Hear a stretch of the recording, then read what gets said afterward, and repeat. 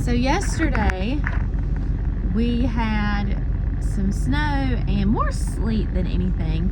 The snow didn't really accumulate, but it was enough wintry weather to where I was at home, I didn't have work, and it was just cold and just not pleasant at all. So today is Thursday. Today's Thursday, and it was still below freezing this morning. But when we came outside, I do think it has gotten colder and it's starting to snow again. So we are on the way to go feed cows now.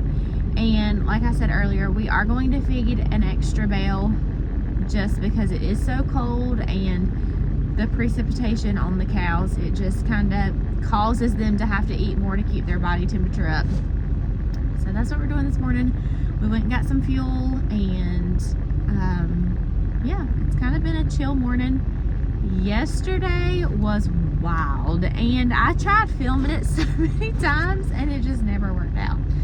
So yesterday morning I slept in, more so than what I would like to admit. I slept until 8:30, and Brad called me and he asked if I could come pick him up from the John Deere place, and I was like, why? But then I remembered he was probably taking a tractor out for them to repair something, and I was like, yeah. And he said, well, meet me there in 30 to 45 minutes. I set a timer because I knew that if I didn't, I would show up late. Well, I finished drinking my coffee and I got ready, and of course I was going to pack some snacks and a water bottle, because I'm telling you, ladies, if you are dating a guy in the farm world, always be prepared, because if something's going to be fast or easy, it never turns out that way. Nothing is fast and nothing is easy when it comes to agriculture. Nothing. And so of course I was getting in my car and he calls me and he's like, where are you at? And I'm like, I'm coming. He said, you haven't left yet. I said, no, I'm getting in the car now.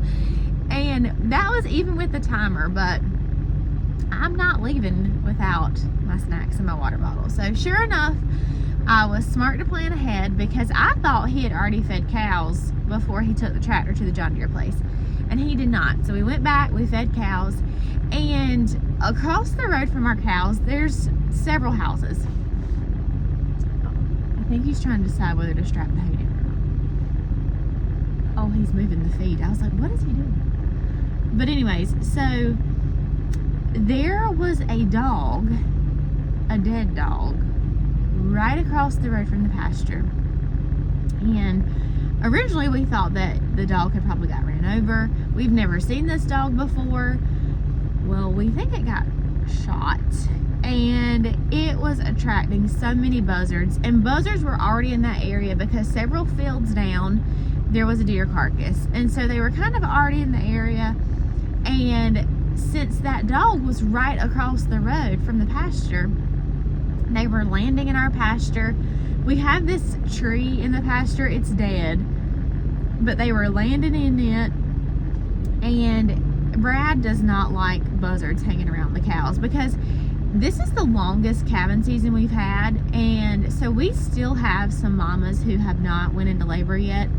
And so he was worried, like, what if one of them went into labor and then the buzzards are there, you know, and they're just nasty and we don't want them around our cows. So Brad got rid of the dog, and we were so relieved, because we kind of didn't have to sit around yesterday wondering, like, you know, what if one of these mamas is going into labor and these buzzards are around.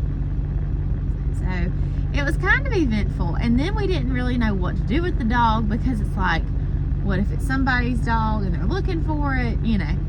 And we called the vet's office and we checked like some different Facebook pages, and it didn't have a collar on. So we buried the dog, and so there's that. But it was just very eventful. It started snowing and sleeting while we were there, but anyways, there's 5 minutes of getting up to date as to what's been happening.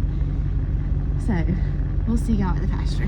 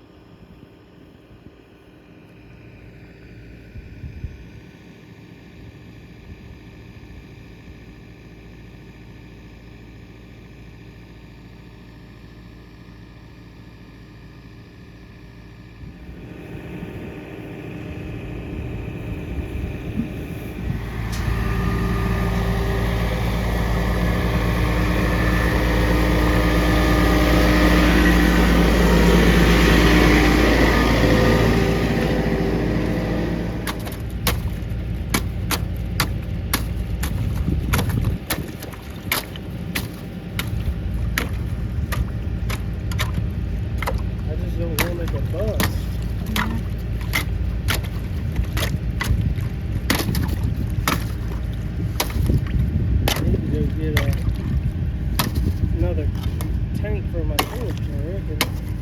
I can go into that.